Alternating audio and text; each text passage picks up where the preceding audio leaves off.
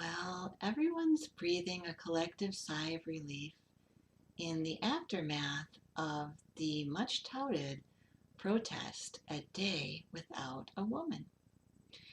And the reason for that is it didn't actually turn out to be a day without a woman. It turned out to be a day without entitled, fake oppressed, grievance obsessed, shrill harpy, white male bashing, feminist hags. So it was actually pretty cool, and everyone was very, very happy about it. Now, in case you weren't able to force yourself to click on any of the cringy videos when YouTube was doing that her voice is my voice propaganda theme, I'll try to get you up to speed. All right. So what this was a one-day work strike that all the feminist hags got together and decided to do.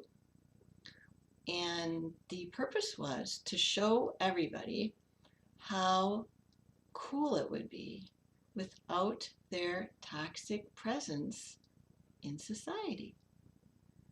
So they decided not to show up to work to give everybody a break from them. And they decided not to take care of their husband or kids. I mean, I guess like usual.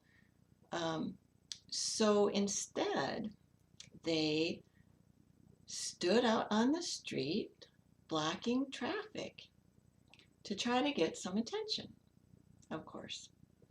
And so they were holding signs that nobody was reading. They were chanting things that nobody was listening to. But they did manage to stop productive people from getting to their jobs and to getting to where they were going. And the police really nicely asked them to step aside and let the traffic get moving. But they kept coming back out onto the road so that they could be arrested and kind of do the martyr thing. That was that Linda Sarsour, the Muslim, I guess, pretend feminist who wants to bring Sharia law to the US.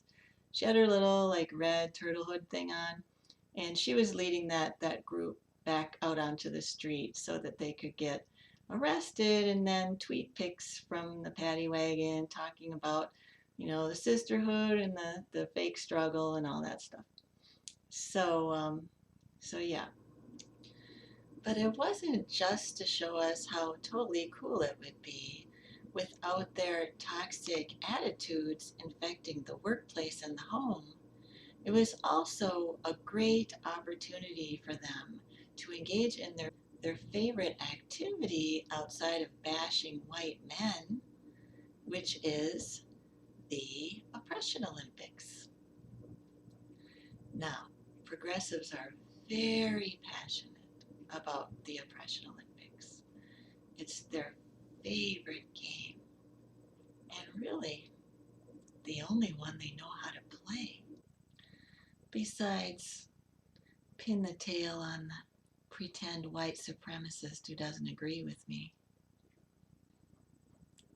So the one-day work strike and fake protest was for the shrill harpies to pretend to be oppressed, because it is very popular and trendy among libtarded females to feign inequality to men to attempt to get special treatment and attention. Because in the libtard universe, oppression is basically the new black. Yeah, so with the feminazi hags out on the street blocking traffic and leaving everybody else alone, it was really nice. I mean, guys were opening doors for women, and women were smiling brightly and thanking them for being such chivalrous gentlemen. And there was a resurgence of flirting in the workplace, and many new relationships were formed. without the fear of bitter harpies claiming sexual harassment every time a guy looked past a feminazi to the hot chick behind her. Free speech was restored across college campuses, and Milo was welcomed with open arms as young feminist hags and their male-ish transcuctard counterparts took a break from assaulting rational-minded, law-abiding students, vandalizing businesses, and destroying other hardworking people's property. So I've been wearing red all week to show my support for the entitled, attention-seeking harpies who failed to show up for work on the 8th and can now be replaced by more reliable, rational-minded, hard-working, and high-achieving white males. Yeah, I think feminists will approve of my outfit. I mean, it's a little sheer, but I couldn't really go all out topless the way they like to do. You know, where they write that stupid slogan across their naked boobs in hopes that guys will notice them. Yeah, it's funny, you know, they kind of have this love-hate relationship with the patriarchy.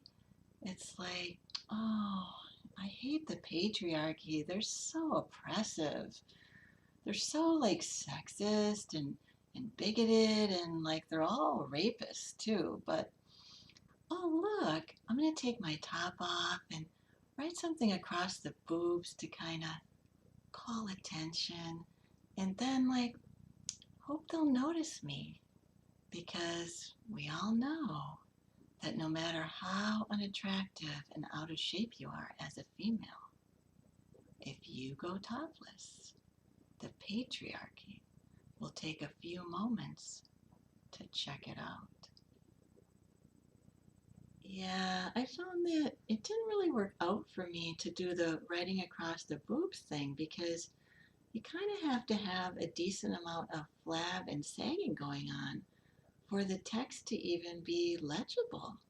So if you're too toned and too perky, you just can't read it. So what am I gonna do? Stick my head in a bucket of ice cream and get triggered every time Trump grabs an imaginary pussy? I mean, it might take a while to put on that much weight to actually, you know, be able to do the boob writing thing. But I guess I'll keep it in mind if I ever have a lobotomy and revert to being a fake oppressed feminist hag. Okay, bye.